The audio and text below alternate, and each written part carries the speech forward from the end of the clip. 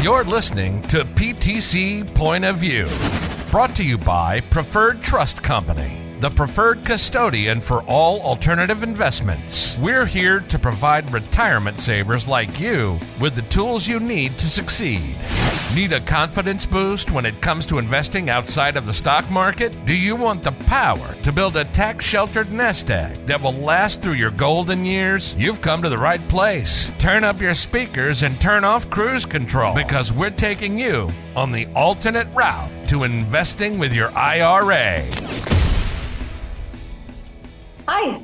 Hey, Gary. How are you doing? I'm doing well. How about yourself? Why don't you introduce yourself to our listeners? Who are you? Where are you from? What are you doing? Just give us a quick synopsis.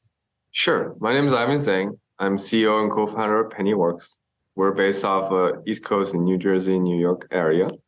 And what we're trying to do is provide a cash management alternative where we offer 4 to 6% yield on a daily liquid, no lockups investment opportunity. And we think that this is a good investment in our time, especially since recently we've had lots of difficulty with inflation.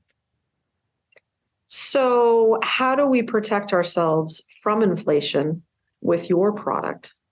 So very straightforward. A lot of folks typically have a meaningful amount of their money in savings and checkings accounts. And ideally, you would hope that banks would be able to provide you some protection from inflation.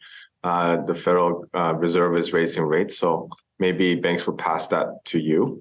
Unfortunately, that's just not happening. And so what can you do about it? There's a lot of investment products out there that could generate higher yield.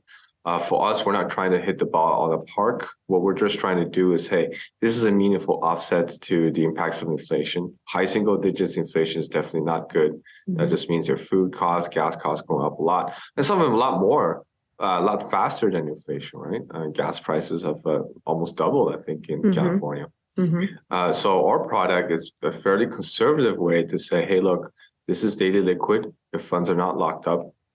We're not trying to hit the ball out of the park, but it is fairly safe because we only engage in over-collateralized lending. Over-collateralized lending essentially is one of the most conservative forms of lending, very similar to how a bank does a mortgage on a car or a house, except we use digital assets on the back end. And that gives us unique opportunities because digital assets are 24/7 traded liquidly, which means that we're able to get back our principal very quickly without having to go through a lot of our arduous process to collect. So is what you're doing considered DeFi? Yes, DeFi, Decentralized Finance. Let's break that down a little bit. What does DeFi mean? DeFi, so is really often said in context of related to traditional finance. Decentralized finance is an alternative way to have financial products or financial activities that doesn't require a third party. So you can have a series of smart contracts, which are basically little businesses. You can think of it as eBays that just live on blockchain. And you can use them whenever you like. And they are able to basically serve as an escrow agent. They're able to serve as an accountant. They're able to serve as a custodian. And they'll be the ones managing the funds for you. And it only does it specifically based on the code that's written there. And it's decentralized in that sense, is that there's nobody controlling it. It's open source. Anybody can contribute to the code base and everybody can use it without any limits. That's interesting. So is it tied to cryptocurrency? So decentralized finance is not specific to cryptocurrency. It's the idea that there's no third party or centralized custodian that's controlling the behavior of a contract. So any financial or business contract you have with somebody. So for example, if you're doing regular business with a vendor, you have a contract, nobody's really enforcing it. There's a piece of paper, but it's not really decentralized yet because ideally, if it's a financial contract, somebody, let's say like a court or another legal jurisdiction or entity is the one that is going to say, hey, look, party A has the rights to this or party B has the rights to that. So who is the person that we're relying on to kind of be the judge in between these trades between two parties? And in DeFi, it just says there is nobody. It's just a code that sits on the blockchain. That is the final decider of who gets what. So is it a smart contract because there is no overhead involved? Is it because there's no third parties involved? Why is it called a smart contract? It's kind of a misnomer, right? Smart almost implies that you have some kind of judgment. And the irony here is that it's actually just a regular contract, but it's a contract written in code instead of a legal document. So it doesn't require lawyers to interpret. It doesn't require judges to decide on things. It's actually just, hey, look, if A happens, then B happens. So it's actually a dumb contract, but the nice thing is that it's fully enforceable because the blockchain, which has a unique property, has an immutable ledger, which means that all the transactions are recorded. You cannot tamper with it. You cannot fake it. So you don't need to trust that somebody is administering the contract properly. You just have to read the code and understand what it's doing. Well, I like that you've taken the human element out of it, because when you take the human element out of it, there's less errors. That's right. There's less errors because there's less judgment. And, I think the best example for that is even if you go, on an airplane, the pilot, even though he's flown thousands and thousands of times, they have a checklist, right? It's not like they don't know what the operations are, but when you do have a checklist, it takes the thinking out of the process. It takes the potential for an error out of the process. And that's how you're able to essentially get, airplanes reliability is 70 years in operation without any faults. Interesting. And hopefully we're explaining it well enough where that individuals are understanding what a smart contract really is, because that is what's behind what people are investing with PennyWorks for. Is that correct? That's right. So what happens is we are not making judgment calls on borrowers. We're not saying, hey, look, this person is creditworthy. This person is not. This person has a coherent argument as to why they need money. We don't have any of that. What we have is we have these marketplaces that are fundamentally smart contracts. They serve as an escrow agent so that essentially somebody that wants to borrow $1 of a US dollar would put in some collateral that's worth more than that, typically significantly more. So let's say $2 worth of Bitcoin.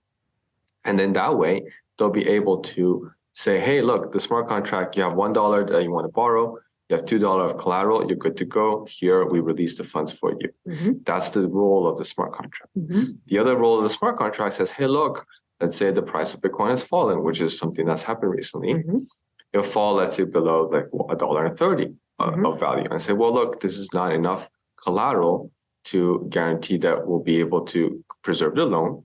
So we're going to take those Bitcoins, sell it on the marketplace. Let's say we sell it for $1.29, pay back the loan to us, and then actually just give you back the change. So there's a certain point where the smart contract becomes smart to get out of it. Well, it's also, again, it's not smart. It just says we all agree that you have to have at least, let's say, $1.30 for every dollar that you borrow. So if you don't have $1.30, then anybody can come in and pay back the funds on your behalf, take the collateral, sell it, liquidate it, and then any excess that remains, you get to get it back. How has what has happened in the digital currency world affected your business model? So surprisingly, very little.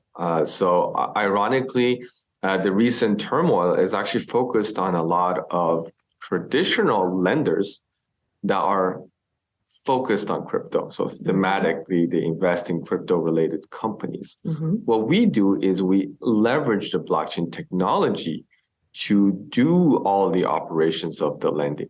And that is fundamentally how we're able to reduce the cost and also to reduce the risk associated with lending. A case in point, one of the largest protocols that we use is called Aave, and it has at its peak decabillions of funds.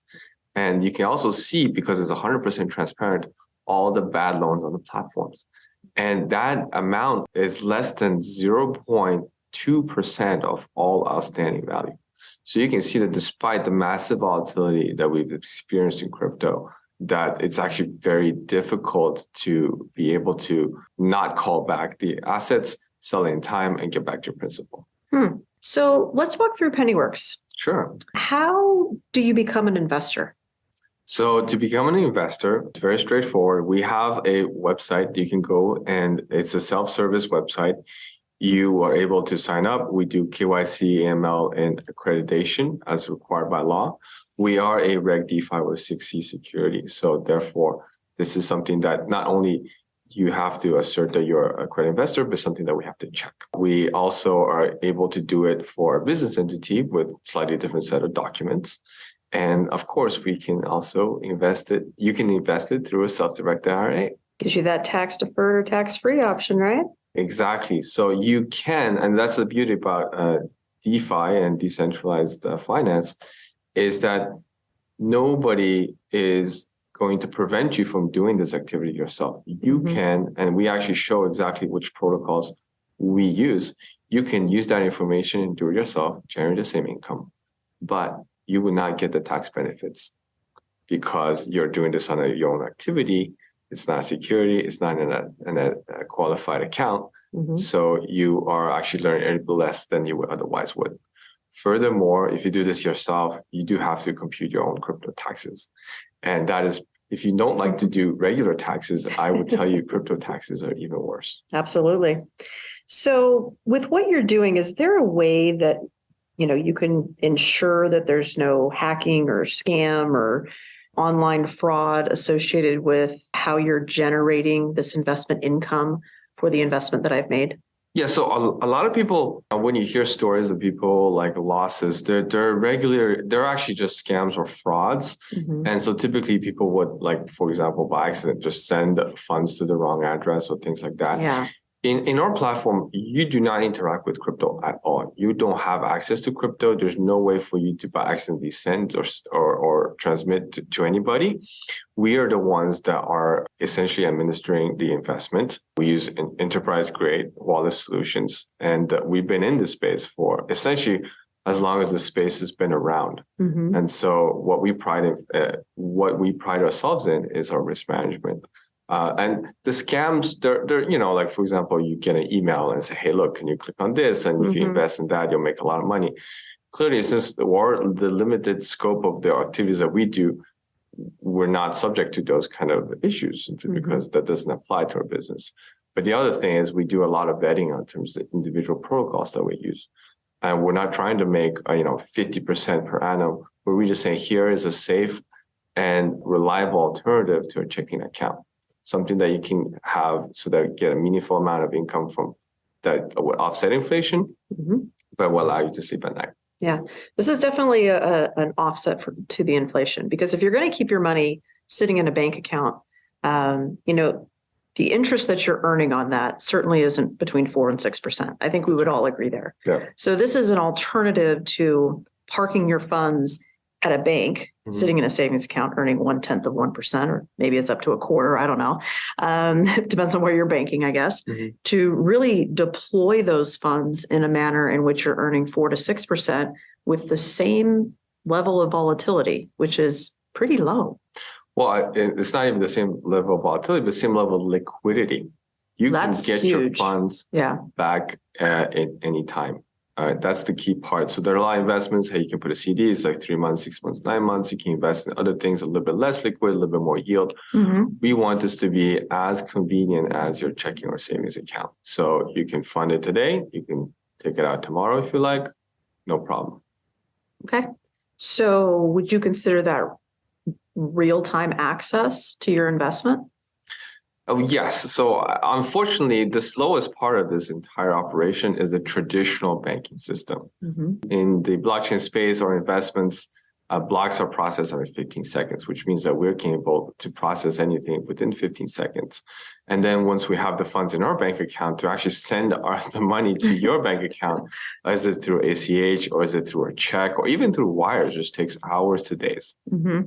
It's crazy, isn't it? That's right. That our banking system is so far behind the technology that's out there. It's just It's mind-boggling. It's mind-boggling. You really think about it. So this certainly is a way to optimize your investments that you have in your retirement account. And maybe this is a lesson for all of us out there that are sitting with our qualified funds, our IRA cash just sitting too. That's right. Because we have to realize that, a custodian and a bank really fall under the same set of regulations, right? Banking regulations. So if you're going to leave your money parked at a custodian or a bank, they're going to invest your funds to make money off of your funds. Right. While you're making virtually nothing. That's right. So this may be a really good option for individuals to consider that have cash sitting in their IRA accounts, because this 4 to 6% is far greater than earning, maybe a 6-month CD rate or whatever they're generating as far as a return to you on your funds. And say you're just waiting for your next investment opportunity, and it's 6 months down the road. If this truly is that real-time access, barring moving the funds around at the bank, this could be a short-term home. It could be a long-term home. I know you guys have not been in operations for a very long time, but how do you anticipate individuals utilizing this investment vehicle?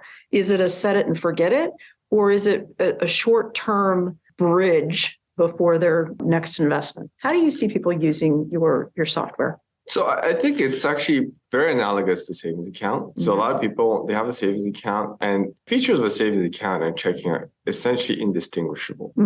But mentally, there is a separation, right? So there's examples for people, let's say I'm saving for a car, right? So I have $5,000 in the savings account for a car. And then meanwhile, I also have credit card debt, and I'm paying like 50% on it. And if some people come in and say, well, why don't you just use that money to pay back the credit card debt? Then now you have less debt, and you could just pay back the savings account again once you have it. And part of the issue is a tool for self-control, right? Sometimes you don't trust yourself. That's like, you know what? Once I take that money out of the account, I'm actually going to be able to put it back in. Right? And so logically, you want to think about this as some people use it as a savings account. So I'm going to have a very small percentage of my portfolio in there as a savings account. It doesn't have to do anything. It doesn't have to be transactional either. So it's not a checking account. But it just sits there because maybe I'm saving for something. Maybe I'm waiting for investment opportunity. And what we see in practice is that people are more concerned about the ability to pull the money out at any time, less than the fact they'll actually do this on a frequent need basis, right? So it's not like they're pulling in money from, in 10 days and putting back money and so on and so forth. It's just very important for them to make sure that that funds is available if something happens. Maybe they need to replace a flat tire. Who knows, right? And so that's the optionality that you're giving away when you invest in something that's less liquid. So in financial terms, that actually has value. Any optionality you give away, are you getting paid for it? That's the question. Right? And then what we're trying to say is, yes. You are. You are getting paid for it. Or you should get paid for it. And if you're not, please consider something like a decentralized lending or other alternatives that would keep your cash liquid while earning some income. So let's do a quick comparison here. So, when I have my bank account, I can log into my bank account every day. I can see what's going on in my bank account. How does PennyWorks provide me access to be able to view what's going on with my investment? You can go on pennyworks.com. So because of the nature of our investment, you get paid every day. So you need a place to see how much you get paid. If you go on our site, you'll be able to see your interest accruing essentially on a daily basis. It becomes capitalized so that you start earning interest on interest the next day. And also on our side, you can see how much you've earned intraday. So that will tick up every couple of seconds. So you can see just, down to the second how much you're earning. But essentially, we want to keep our product as simple as possible. We are not a bank. We're not trying to be a bank. We want you to be able to use our interface very simply. You can see the statements, but beyond that, that is pretty much it. Well, I can tell you, when I log into my bank, I don't see my earnings every second. Well, there you go. Maybe a little bit better than the bank then. Maybe.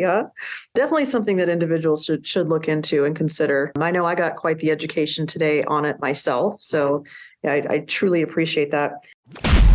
You're listening to PTC Point of View, brought to you by Preferred Trust Company.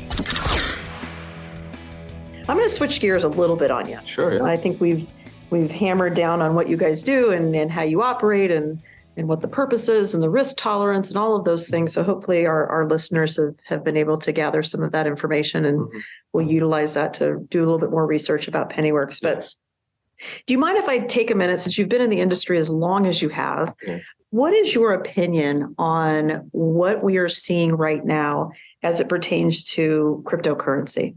Why is it become volatile right now? I mean, I think right now it's a bit unfortunate, right? You have some early innovators in this space that are essentially young companies. And the challenges you're having right now, for example, with FTX is very basic lack of, internal controls. So it's not specific to crypto, but it's just that they are running a crypto exchange. And because of that, a lot of people are impacted, right? So some say over 1 million accounts. So in the near term, there's definitely challenges in terms of the perception that people have with crypto or blockchain technology, or maybe they're just bundling the whole thing together, right? Yeah. If you think about it, maybe 10 years or 15 years ago, in the time when we had the internet at the beginning, that's how people get scammed, right? Because the internet is not safe. You wouldn't want to move your money with the internet. It's easy to lose information or get hacked. Now they're saying the same thing with blockchain technology. So crypto doesn't fundamentally make people more or less likely to get hacked, right? You can always send your money to the wrong place. Yeah. And that happens with cash and checks every day as well. But in terms of the ecosystem, because we're able to enforce a lot of operational and perfunctory financial operations, you can imagine that should dramatically reduce the cost of providing those financial services over the long term. Yes. The challenge is that since financial services are typically highly embedded into a regulated activity within just about any, developed country, that the take-up is much slower than the process it would otherwise be for the internet. Because the internet, the moment you connect to the internet, you can build your website. There's very little regulations or limitations what you can do there. As opposed to because of the blockchain technology, you're able to move value, right? So the internet moves data. Blockchain moves value. Unfortunately, in the United States, when you're moving value, that falls under the domain of securities law. And so the way that the regulators in the United States view this is a very binary. This is a security, and then this is not a security. But because we're operating a blockchain and it's just fully programmable, you can create a continuum of features that are more or less security-like. And because these are programs, you can change them over time. So they can be more or less secure like over time. Yeah. So you can see that there's just no good way to deal with that, even if you had an ability to label things as a security or non-security in real time, which we do not. So will we eventually get there? The hope is yes. And maybe it's another country that develops more, innovative or flexible regulation. Or another case in point is Bitcoin spot ETFs, right? I think a lot of custodians are able to hold Bitcoin for their customers in cold storage or in a very conservative way. But if somebody wants to just buy Bitcoin on their brokerage, ideally you would have the ETF that says, oh, look, what does the company do? It just buys Bitcoin and holds it. We do not have that in the United States. It's actually not legal to have Bitcoin spot ETF. We have one where you can buy Bitcoin futures, which is the intermediate way to get that exposure. But when you do that, it introduces a lot more cost because in the futures market, there's funding costs. And that actually makes it so that the total return that you get from holding that is worse than just holding Bitcoin. So will there be a day in which we'll see some of these basic financial components that already exist in other countries? I sure hope so. Hope so too. That's right. I hope so too. It's time for us. Yes. We're behind. And, that's why we're trying to do our part to make this more broadly available, make people understand the benefits of it. It's not all just a scam, and what we can do to build the next phase of innovation. I can't agree more. Let's see here. What do you think is next for centralized bank policy? I think that's a very good one. I actually talk about this or delve into it on a regular basis because this is the time where in the phase of the economy right now, where we are at a pivotal phase. So the Fed started hiking aggressively in the beginning of the year. And the expectation is that they want to have a very clear message that they're bringing down inflation. So they, regardless of what they do, they have to have a very harsh rhetoric to go along with it, so that people have a credible belief that the Fed's primary priority is to reduce inflation so that it comes back down to 2%. Having said that, you can't just do this single activity by hiking 3 to 4% without hurting a lot of businesses, right? So mortgages rate have peaked above 7% at some point. A lot of the metrics that we see in terms of economic activity is coming down very quickly, which means that people are now concerned whether the Fed will overshoot. And it's reasonable that they have that concern, because when inflation was rearing up its head last year, the Fed was, hell, this is going to be transitory. Trust me, it's going to be okay. Yeah. And so if it didn't work out the first time, and that was not even that long ago, people are probably also doubting their ability to make sure that they adjust their policy fast enough for a soft landing. So I think the market expectation is for at least another hike, 50 basis point, maybe another hike thereafter, 25 basis points, or maybe they'll stay flat. So that has less certainty. But the idea is that they've clearly messaged since the last hike in November that they are going to be much more data dependent. And the market has took that as a positive, which means that at some point they will have to stop. Whether that is within 3 months or within 6 months, I think that's still up in the air. But if you think about it in terms of the more medium or longer term view, that means that we will have a clear path forward after that. And that might be that rates will stabilize. It might mean that, okay, rates may be not coming down to 3% anymore, but at least we know that we'll have a stable environment in which we operate with.